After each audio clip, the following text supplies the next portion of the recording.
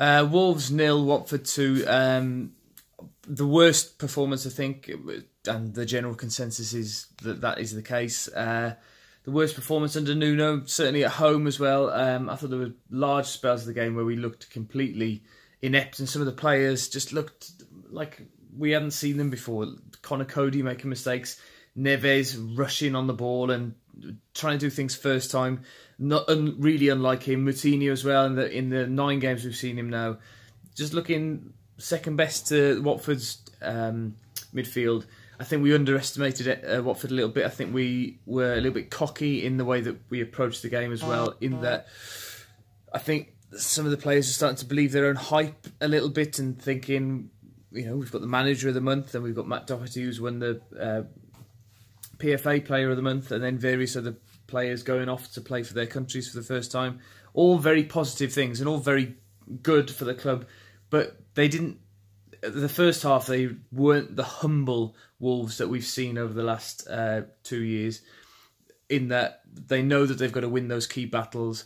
Watford, in fairness, played very well, I thought, in that they took their chances. It was similar to the Leicester game in that respect, that really Watford dominated that little spell of the game, those 5 minutes or so either side of the 2 goals.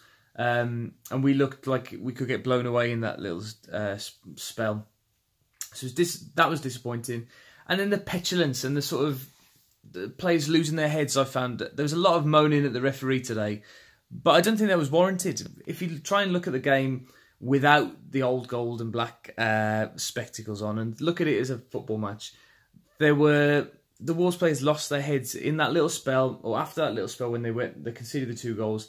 They came into the game a little bit more, but they'd lost their heads and they were kicking and fouling and niggling little fouls, and it wasn't pretty, and we didn't play well at all. The one bright moment for me, or the one player who can hold their head high after today's performance, is Ruben Vinagre. I thought he was absolutely fantastic when he came on in this at half-time. Johnny, I think people underestimated the amount of travelling that he's done as well over the last couple of weeks. Obviously, he played against Wales and England, but that involved travelling to Spain to meet up with the squad, then back into England or Britain to play against Wales, then back to Spain to play against England, and then back to England for Wolves duty. So he'd done a lot of travelling in the last 10 days and 2 games of football, or a game and a half of football that he's played. So overall, I think Vinagre was my Wolves man of the match. I thought he came out of it very well. Jota, I'm really concerned about him now. And I think changes will be made to the team, and I expect that will be one. Every time he touched the ball, it seemed he was losing it.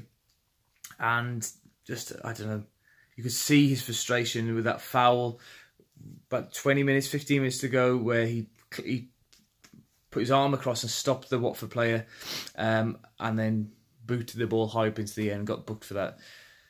Disappointing. A bit of a reality check. I think we were all getting carried away over these 2 weeks without any football and thinking that top 6 is on or top 4 would be on. But I think we'll get back on track next week at Brighton. We've seen how we've reacted to defeats in the past. I think there was a lot of tired legs. Just Neves in particular, it was real odd performance from him. Really uncharacteristically bad.